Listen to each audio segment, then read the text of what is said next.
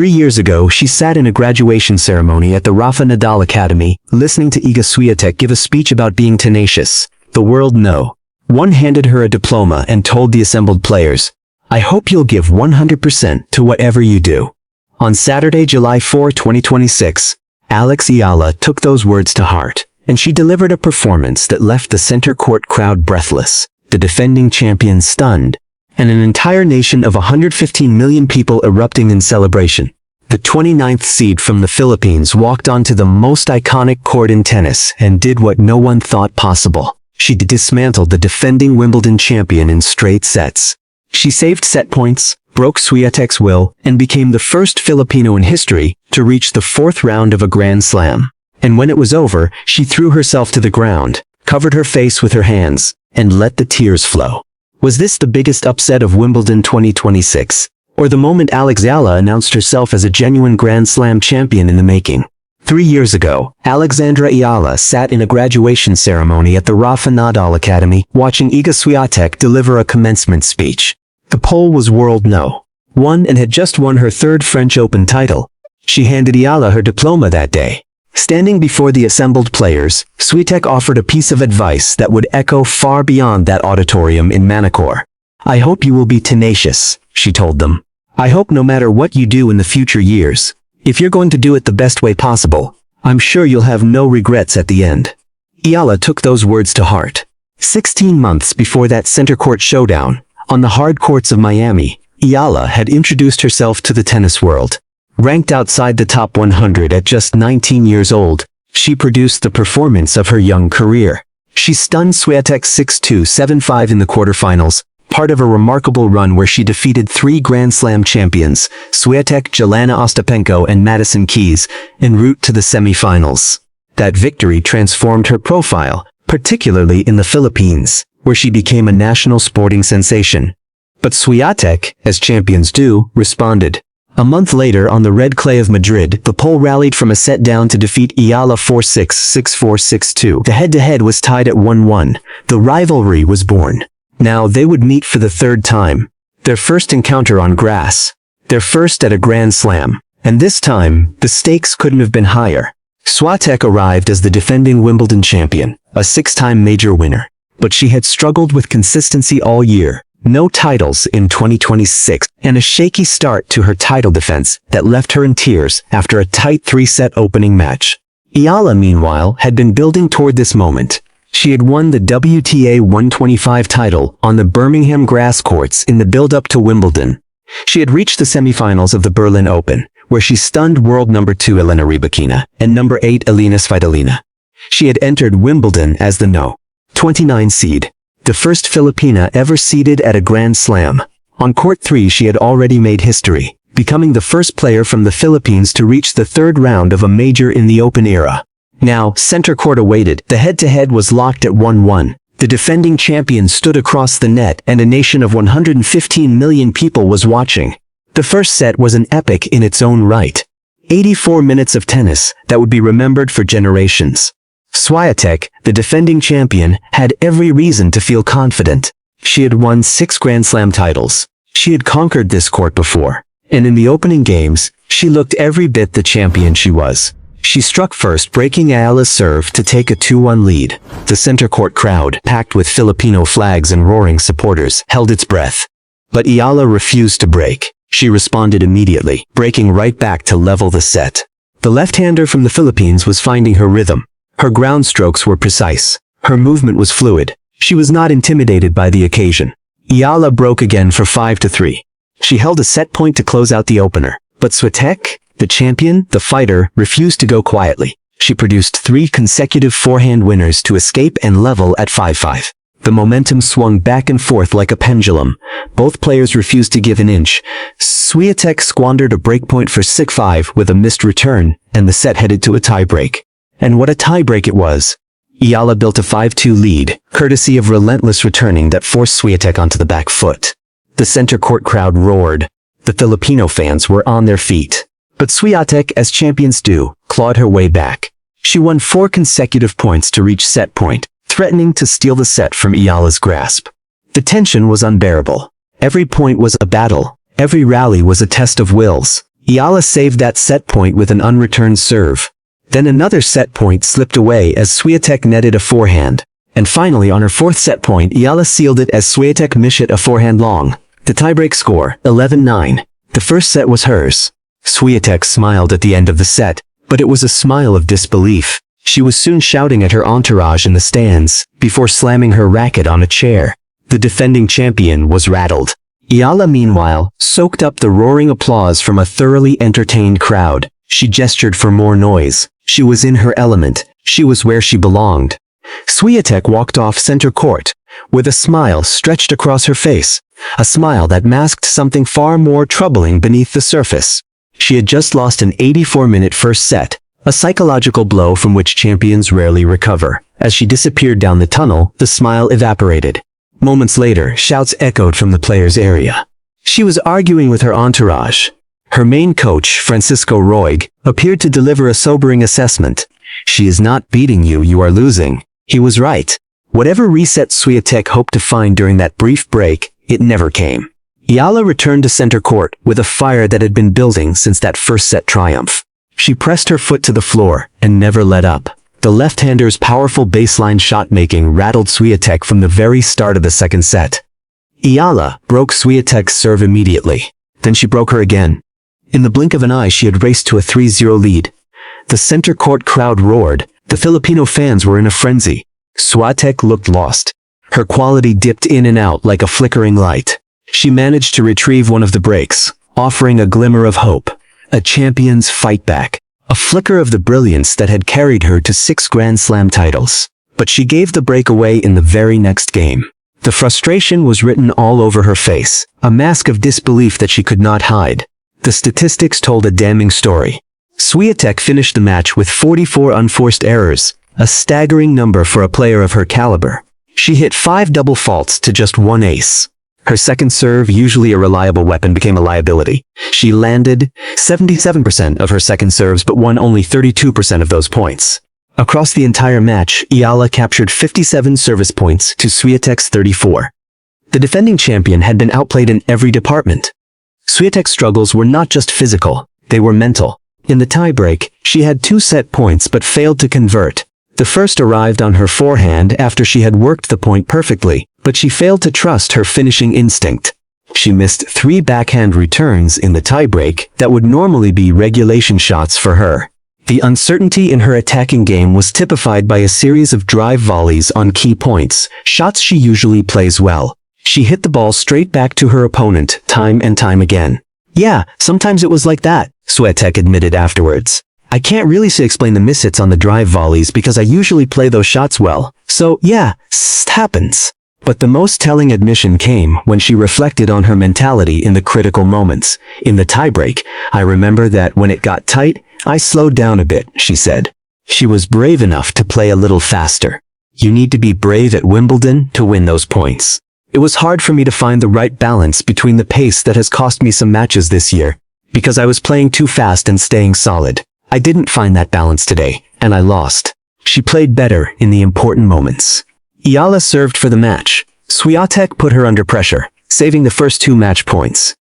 But Eala was the braver of the pair on the break points. On her third match point, she delivered the knockout blow. A forehand winner that sealed the victory. She dropped to her knees and rolled onto her back, covering her face with her hands. The tears flowed. The crowd erupted. History had been made. The final point fittingly ended with a long forehand from the frustrated Pole. Swiatek walked off center court, her title defense over. No woman has successfully defended the Wimbledon singles title since Serena Williams in 2016. The queen had fallen, and a new star had risen. From the streets of Manila to the stands of SW19, the celebration was unlike anything the country had ever seen. Eala's victory wasn't just a win, it was a moment of national unification. A country of 115 million people, which previously had little history of tennis success, had found its hero. And that hero had just conquered the defending Wimbledon champion on center court.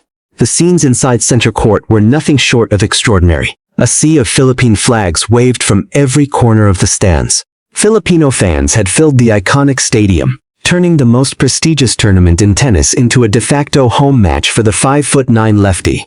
Every serve, every forehand, every slice shot was met with deafening roars of support. It's incredible to have my countrymen cheering me on and knowing that we're all in this together, Eala said after the match. She dedicated the victory to them, adding, "So this goes out to them, this goes out to my family, this goes out to all of the little girls with ruffled socks and chubby cheeks." Yeah, so it means the world. Filipino celebrities and personalities flooded social media with messages of pride. Actress Iga Swiatek praised her character. "Aside from your skill, your character is something we're the proudest of. We all love you, Alex." Singer-songwriter Ogie Alcacid commended her grit, humble confidence, and undeniable grace, adding, "Totoo ang iyong paniwala na kapag lumago, hindi nahihinto. True is your belief that once it grows, it cannot be stopped." TV personality Kuya Kim Atienza admitted he found himself crying at 6 a.m. because of her emotional win. The royal box itself was packed with celebrities who had come to witness history. Andrew Garfield, Tom Hiddleston, Anna Wintour, and Simone Ashley among them. On social media, tennis great Maria Sharapova, Filipino boxing champion Manny Pacquiao, and U.S. talk show host Chelsea Handler all congratulated Eala. But the most significant message came from the highest office in the Philippines. President Ferdinand Marcos Jr., who was in Vancouver, Canada, at the time watched the last set and immediately addressed the media. His words captured the sentiment of an entire nation.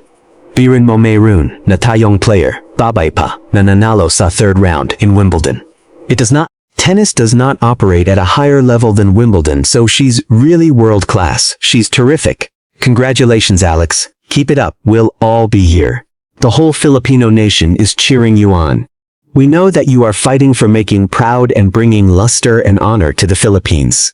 Keep going, keep going, keep going. We are behind you. He recalled his prediction when she first started winning. "I said she's just getting started. Well, you can see, turns out I was right. She's just getting started." Eala's victory had done something remarkable.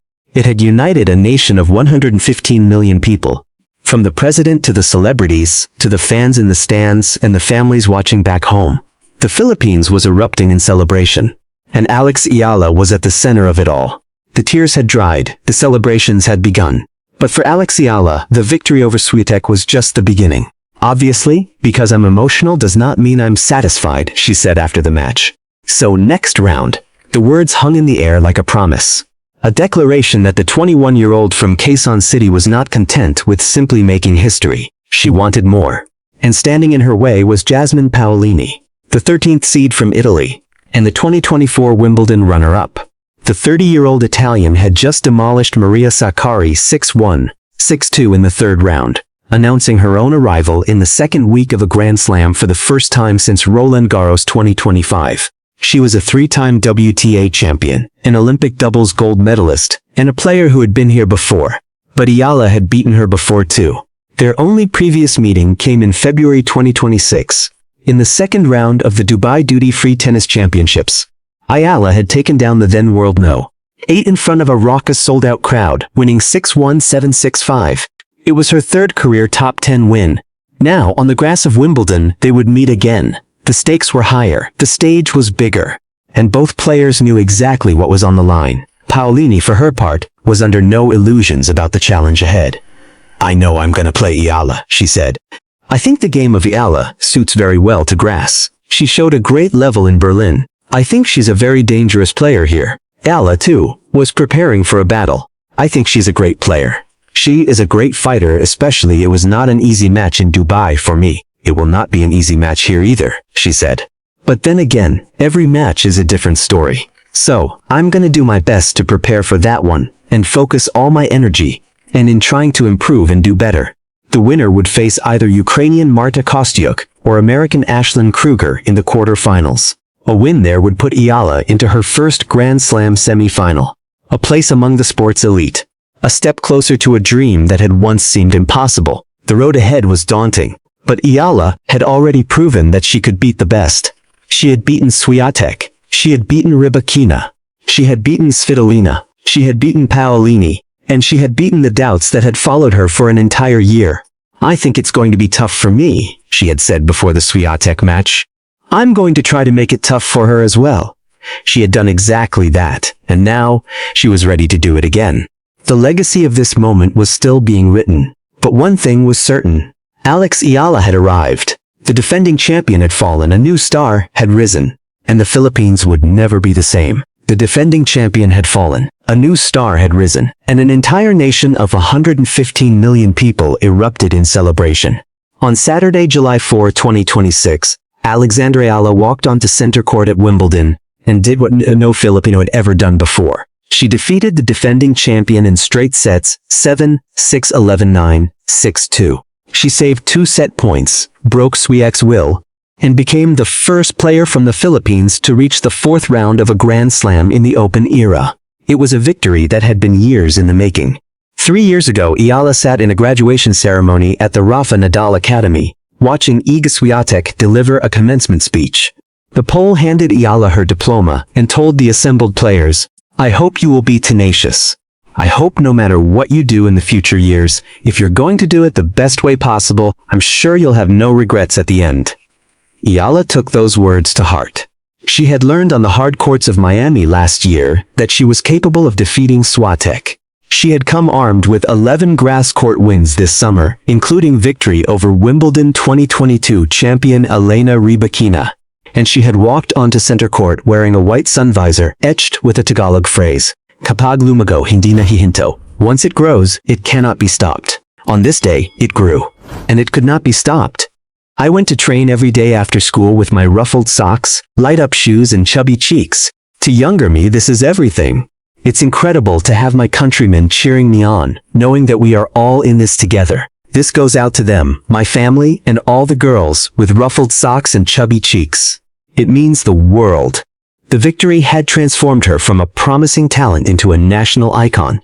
She had become the first player from the Philippines to reach the 2nd week of a Grand Slam. She had notched her 7th career top 10 win. The defending champion had fallen, a new star had risen, and the Philippines would never be the same. Now an even greater challenge awaited. In the 4th round, she would face number 13 seed Jasmine Paolini, the 2024 Wimbledon runner-up, on Monday, July 6. Eala had beaten Paolini once before in Dubai, winning 6-1, 7-6, 5. The stage was set for another historic run.